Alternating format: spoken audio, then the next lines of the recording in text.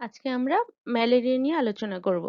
তো ম্যালেরিয়া নিয়ে আলোচনা করার আগে তোমাদের একটা কথা বলে রাখি, এই যে ম্যালেরিয়ার রোগটা মশা দ্বারা বাহিত হয় এবং এর যে এজেন্ট সেটা হচ্ছে প্লাজমোডিয়াম। তো এই প্লাজমোডিয়াম মশা দ্বারা বাহিত হয়ে মানুষকে আক্রান্ত করে, এটি প্রথম দেখিয়েছিলেন এবং বলেছিলেন স্যার রোনাল্ড রস। ওকে, তার জন্য তিনি নোবেল প্রাইজ পেয়েছিলেন।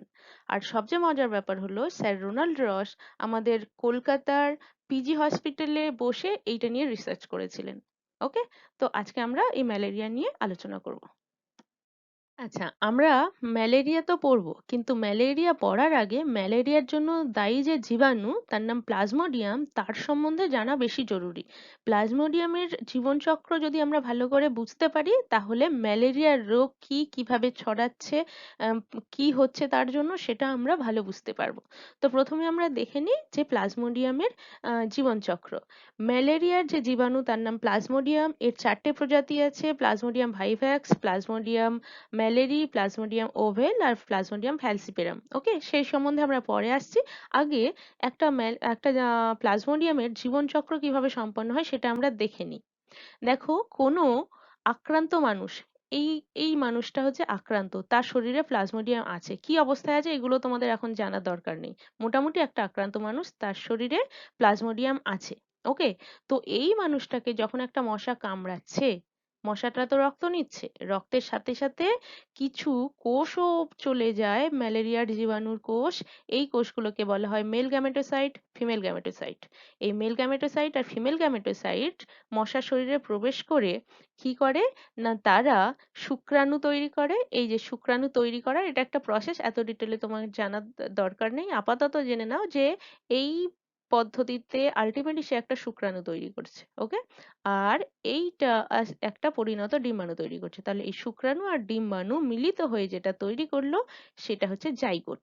তো এই জাইগোটটা কিন্তু চলতে পারে এবং পরবর্তীকালে একটু লম্বাটে আকৃতি ধারণ করে।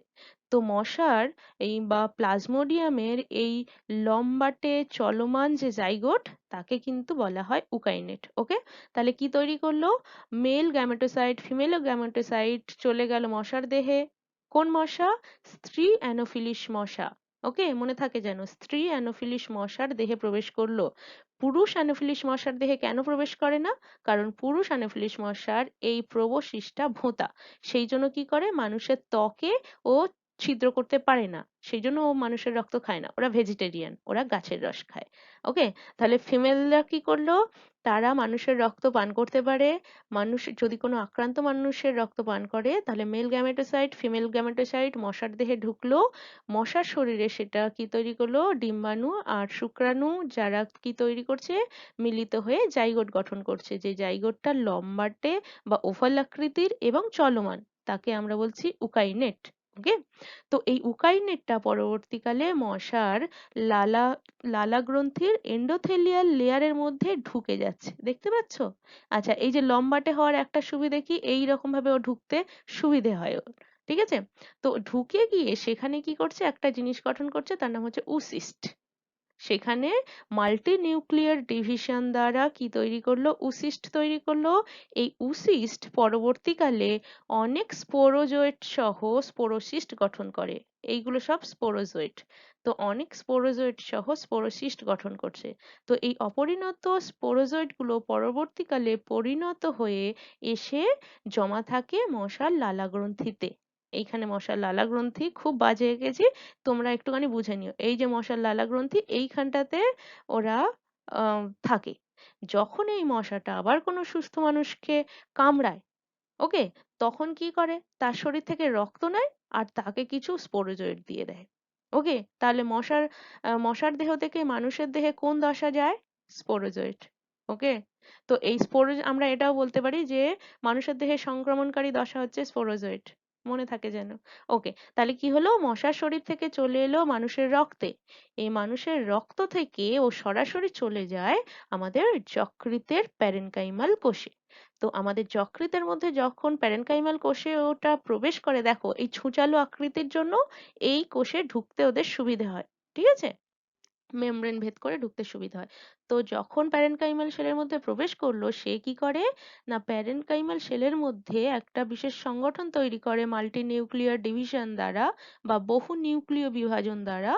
এই গঠনকে বলা হয় সাইজন্ট। এরা চুপচাপ প্যারেনকাইমাল কোষের মধ্যে বসে থাকে। তো এই যতদিন আক্রান্ত হলো মানুষ, যতদিন এখানটায় বসে থাকছে চুপচাপ লিভারের মধ্যে, একে বলা হয় ইনকিউবেশন পিরিয়ড। যতদিন চুপচাপ বসে থাকে, রোগটা প্রকাশ পায় না, তাকে বলা হয় ইনকিউবেশন পিরিয়ড। ওকে, তো এখানে চুপচাপ বসে রয়েছে। পরবর্তীকালে কি করে, এই প্যারেনকাইমাল সেলের মধ্যে প্রচুর ক্রিপ্টোমেরোজয়েড গঠন করে। ওকে, সাইজন্ট কি গঠন করলো, ক্রিপ্টোমেরোজয়েড, যারা কি করছে প্যারেনকাইমাল সেলের পর্দা বিদীর্ণ করে রক্তে ওদেরকে ছেড়ে দিচ্ছে। ঠিক আছে। তো রক্তে যখন এই ক্রিপ্টোমেরোজয়েড গুলো রক্তে মিশছে, তো রক্তের মধ্যে থাকে আরবিসি, আমরা জানি লোহিত রক্তকণিকা। এই ক্রিপ্টোমেরোজয়েড গুলো রক্তের আরবিসির মধ্যে প্রবেশ করছে। কেন বলতো আরবিসির মধ্যে প্রবেশ করছে? কারণ এই প্লাজমোডিয়ামের জীবাণু তার খুব ভালো খাবার হচ্ছে আরবিসির সাইটোপ্লাজম। ওকে, তো আরবিসির মধ্যে প্রবেশ করলো। আরবিসির মধ্যে প্রবেশ করে কি করে, সেইখানে প্রচুর পরিমাণে সাইটোপ্লাজম খেতে থাকে। খেয়ে একটা বিশেষ আকৃতি গঠন করে। দেখো, আংটির মতো, রিং এর মতো। এই যে বিশেষ সংগঠন তৈরি করে, এর নাম সিগনেট রিং। আর এই দশাটার নাম ট্রোফোজোয়েট দশা। মনে থাকবে, এই দশাটার নাম ট্রোফোজয়েড দশা, যে কি গঠন করে, সিগনেট রিং গঠন করে। ওকে, আর এই দশাটা স্লাইডের মধ্যে দেখতে পেলে তখন যারা ল্যাবে থাকে তারা বুঝতে পারে ওই মানুষটার ম্যালেরিয়া হয়েছে। সাধারণত তো আরবিসির মধ্যে কিচ্ছু থাকে না, যখন এই সিগনেট রিং দেখতে পায় তখন তারা কনফার্ম হয় যে ওই মানুষটি ম্যালেরিয়া রোগে আক্রান্ত হয়েছে। তো যাই হোক, এই যে সিগনেট রিং গঠন করলো ট্রোফোজয়েড দশা, এরপরে ট্রোফোজয়েড দশা থেকে পরবর্তীকালে প্রচুর মেরোজয়েড গঠিত হয় ওই মাল্টিনিউক্লিয়ার ডিভিশন বা বহু নিউক্লিয় বিভাজন দ্বারা।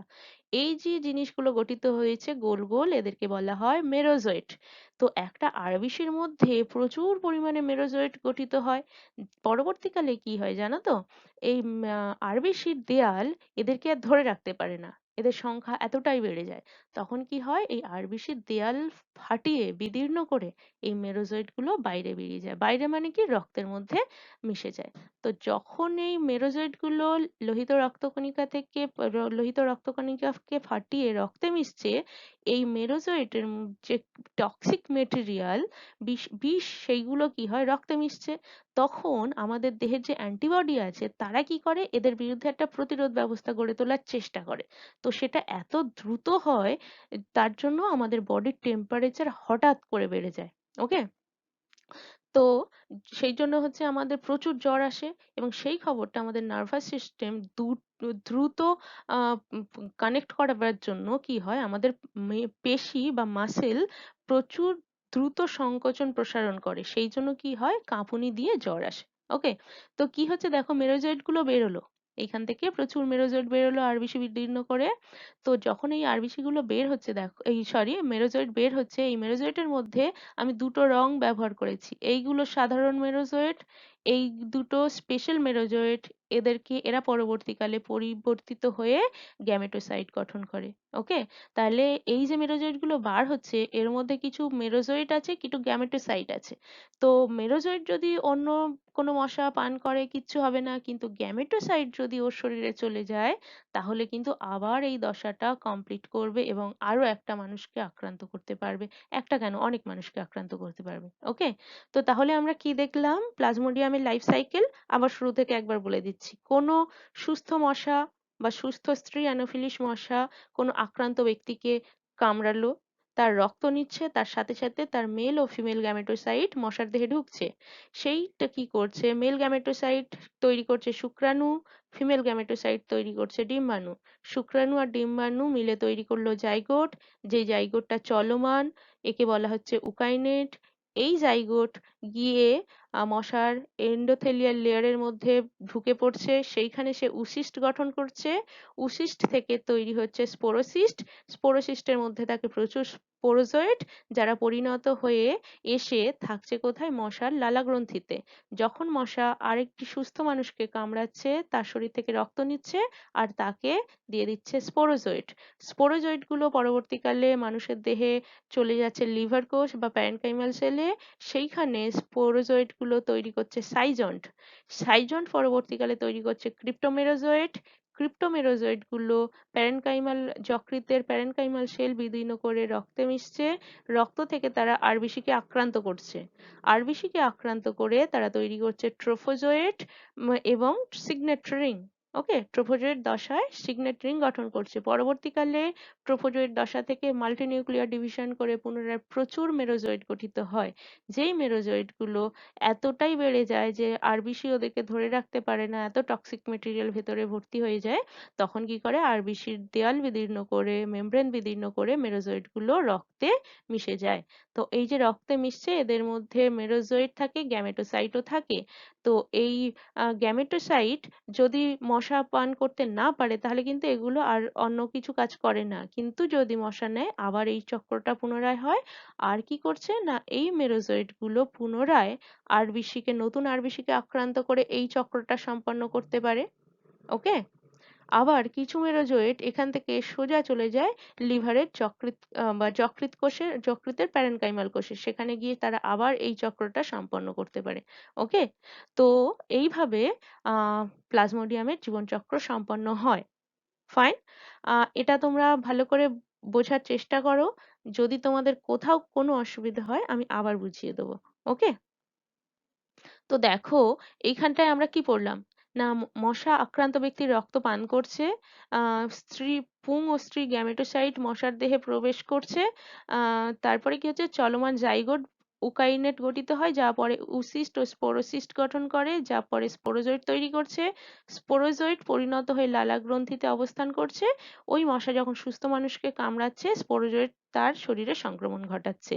আর কি হচ্ছে না, স্পোরোজয়েট মানুষের যকৃতে প্রবেশ করে সাইজন গঠন করছে।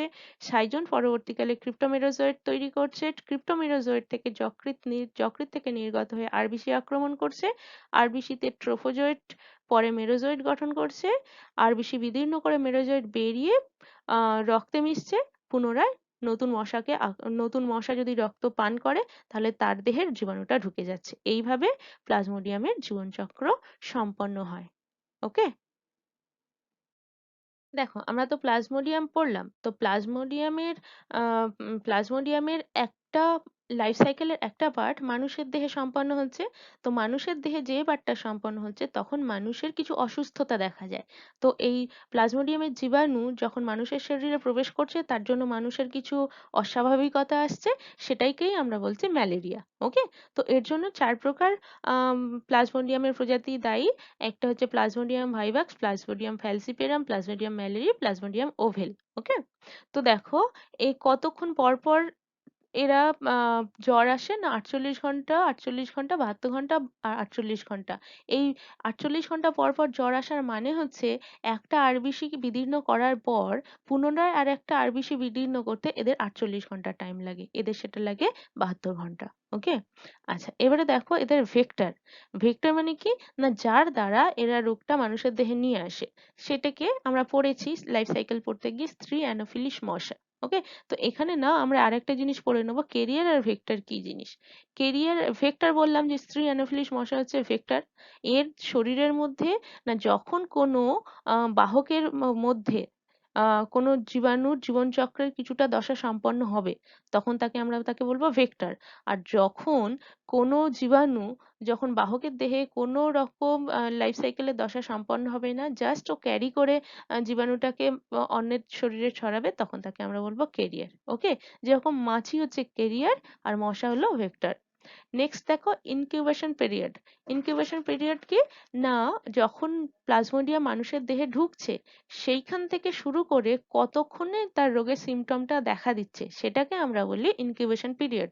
আমরা তো ছবিতে দেখলাম যে ওই যে স্পোরোজয়েট থেকে লিভারের কোষে অবধি কতদিন ও চুপচাপ বসে থাকছে, সেটাই হচ্ছে ওর ইনকিউবেশন পিরিয়ড। যেমন প্লাজমোডিয়ামের ভাইভ্যাক্সের হচ্ছে 14 দিন, প্লাজমোডিয়াম ফ্যালসিপেরামের 12 দিন, প্লাজমোডিয়াম ম্যালারির 28 দিন আর প্লাজমোডিয়াম ওভেলের 14 দিন।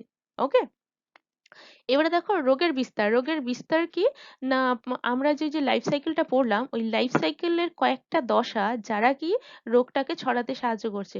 দেখো মশার দেহে স্পোরোজোয়েট দশা, এটা কিন্তু মানুষের দেহে রোগটা ছড়িয়েছিল। তো তাহলে আমরা বলবো যে মানুষের দেহে ম্যালেরিয়ার সংক্রমণকারী দশা হচ্ছে স্পোরোজোয়েট। ওকে। আর ট্রোফোজোয়েট কি আমরা দেখেছি আরবিসির মধ্যে, যে ওই সাইটোপ্লাজম ভক্ষণকারী যে বিশেষ দশা প্লাজমোডিয়ামে, তাকে আমরা বলছি ট্রোফোজোয়েট। মেরোজোয়েট কি না, আরবিসির মধ্যে ট্রোফোজোয়েট মাল্টিনিউক্লিয়ার ডিভিশন করে যে দশা তৈরি করে তাকে বলছি আমরা মেরোজোয়েট। আচ্ছা টক্সিন কি না, যখন আরবিসির মধ্যে প্রচুর পরিমাণে মেরোজোয়েট তৈরি হয় তারা একটা বিষ ক্ষরণ করে, যেটাকে আমরা বলছি টক্সিন। যখন আরবিসি রাপচার করে বা বিদীর্ণ হয় তখন কিন্তু এই টক্সিন গুলো রক্তের মধ্যে মেশে এবং আমাদের টেম্পারেচার অনেক বেড়ে যায়। যখন অ্যান্টিবডি অ্যান্টিজেন রিয়াকশন হয় রক্তে ওই টক্সিনের জন্য, তখন আমাদের টেম্পারেচার অনেক বেড়ে যায়। এবং যখনই টেম্পারেচার অনেক বেড়ে যায় সেই বা অ্যান্টিবডি অ্যান্টিজেন রিয়াকশনটা হচ্ছে, সেইটা নার্ভাস সিস্টেম আমাদের ব্রেনকে অব্দি সেই খবরটা সম্বন্ধে ধারণা দিতে যায়, তখন এত দ্রুত কাজটা হয় সেই জন্য আমাদের কাঁপুনি দেয়। আর যেহেতু এখানে ওই টক্সিন অ্যান্টিটক্সিন রিয়াকশন হয় সেই জন্য প্রচুর জ্বর আসে, টেম্পারেচার বেড়ে যায়। তারপরে একটা সময় কি যখন হচ্ছে আর বেশি বিদীর্ণ হয়ে যায়, টক্সিন অ্যান্টিটক্সিন রিয়াকশন হয়ে যায়, তখন কি হয় টেম্পারেচারটা আবার নেমে যায়। তো তখন যখন টেম্পারেচার নেমে যায় তখন ঘাম দিয়ে জ্বর ছাড়ে। ওকে। আচ্ছা এবারে দেখো যে এই ম্যালেরিয়ার বা প্লাজমোডিয়ামের যৌন দশা অযৌন দশা। না যখন মানে যার শরীরে যৌন জনন হবে না, বা যার যার শরীরে ওই জাইগোট তৈরি হবে না, সেইখানটাকে আমরা বলবো অযৌন দশা। সেটা কিন্তু মানুষের দেহে হয়। আর প্লাজমোডিয়ামের যেখানে যৌন দশা সম্পন্ন হয়, মানে যেখানে গ্যামেট তৈরি হয়, তাকে বলছি আমরা যৌন দশা। তো গ্যামেট তৈরি হয়েছিল আমরা দেখেছি মশার দেহে, সেই জন্য মশার দেহে হয় যৌন দশা। আর এর শরীরে তো কোনো গ্যামেট তৈরি হবে না, সেই জন্য এটাকে বলা হচ্ছে অযৌন দশা। ওকে। মানুষের শরীরে অযৌন দশা সম্পন্ন হয় আর মশকের দেহে যৌন দশা সম্পন্ন হয়। যার দেহে যৌন দশা সম্পন্ন হয় তাকে বলা হয় মুখ্য পোষক। ওকে। আর যার শরীরে অযৌন দশা সম্পন্ন হয় তাকে বলা হয় গৌণ পোষক। ওকে। আচ্ছা এরপরে দেখো pre erythrocytic cycle, erythrocytic cycle আর এক্স এরিথ্রোসাইটিক সাইকেল। এটা কি জিনিস না, যখন আহ, যখন যকৃৎ কোষ থেকে স্পোরোজোয়েট আরবিসি অব্দি যায়, যকৃৎ কোষ থেকে প্লাজমোডিয়ামটা আরবিসি অব্দি পৌঁছয়, তার আগের অবস্থাকে বলা হয় প্রি এরিথ্রোসাইটিক সাইকেল। এরিথ্রোসাইট মানে কি আর আরবিসি। ওকে। তাহলে আরবিসি তে ঢোকার আগে পর্যন্ত প্লাজমোডিয়ামের যে অ্যাক্টিভিটি তাকে আমরা বলছি প্রি এরিথ্রোসাইটিক সাইকেল। আর যখন আরবিসি তে প্রবেশ করলো, আরবিসি থেকে পুনরায় আরবিসি কে আক্রমণ করলো, তাকে আমরা বলছি erythrocytic cycle. X erythrocytic cycle কাকে বলছি না, যখন আরবিসি থেকে মেরোজয়েট বের হলো সেই মেরোজয়েট গুলো যকৃৎ কোষকে আক্রান্ত করলো, তাকে আমরা বলছি এক্সো এরিথ্রোসাইটিক সাইকেল। ছবিটা ভালো করে দেখবে, এইগুলো আর একটু ক্লিয়ার হয়ে যাবে। এবারে দেখো আমরা রোগ লক্ষণ কিভাবে জানবো। না আমি বলছিলাম একটু আগে যে যখন আরবিসি রাপচার হয় না তখন কিন্তু আমার দেহের নর্মাল টেম্পারেচার, একে বলা হয় শীত দশা। এটা থাকে মোটামুটি 20 মিনিট থেকে 1 ঘন্টার মতো।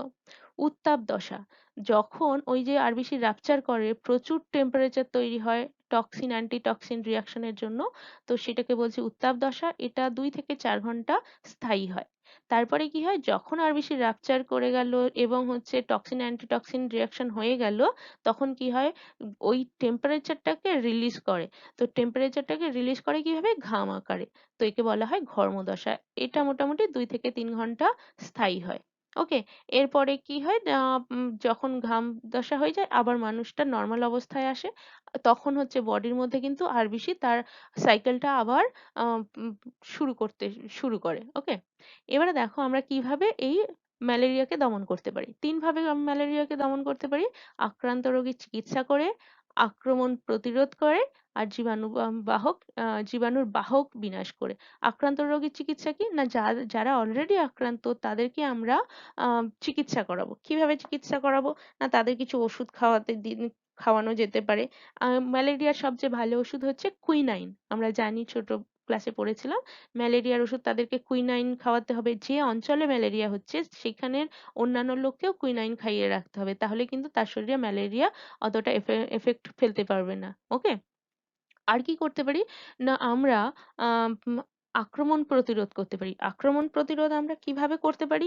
না ধরো যে এলাকায় ম্যালেরিয়া উম অ হয়েছে সেই এলাকার লোককে বললাম যে কুইনাইন খাওয়াতে পারি, বা মশার কামড়ের হাত থেকে নিজেদের রক্ষা করার জন্য মশারি টাঙিয়ে থাকতে পারি, বা করতে পারি আ গাম গায়ে গায়ে কিছু মশা আ মশা যাতে না বসে লিকুইড লাগাতে পারি। মশা তাড়ানোর ধূপ ব্যবহার করতে পারি। ওকে? এভাবে আমরা আক্রমণ প্রতিরোধ করতে পারি। আর কি করতে পারি? না জীবাণুর বাহককে বিনাশ করতে পারি। সেটা কিভাবে করতে পারি? না জীবাণুর বাহক কে? মশা। তো মশা কোথায় থাকে? মশা ডিম পাড়ে জলে। তো সেই জলে যাতে মশা ডিম না পাড়ে সেখানে তেল স্প্রে করতে পারি। বা উম আমরা কি করতে পারি? আর কি করতে পারি না মশা যখন খোলা পাত্রে জল জমতে না দিই, বা নালা নর্দমা পরিষ্কার পরিচ্ছন্ন রাখি। মশার লার্ভা পিউপা ধ্বংস করার জন্য গাপ্পি মাছ ছেড়ে দিতে পারি। এভাবে কিন্তু আমরা জীবাণুর বাহককে বিনাশ করতে পারি। ওকে? তো দেখো, যদি কারোর ম্যালেরিয়া হয় তার কি, কি টেস্ট হয়? ২ টো টেস্ট করা হয়। ইমিউনোক্রোমাটোগ্রাফিক টেস্ট আর হচ্ছে ফ্লুoresসেন্স মাইক্রোস্কোপিক টেস্ট। ওকে? আজকে এই পর্যন্ত থাক।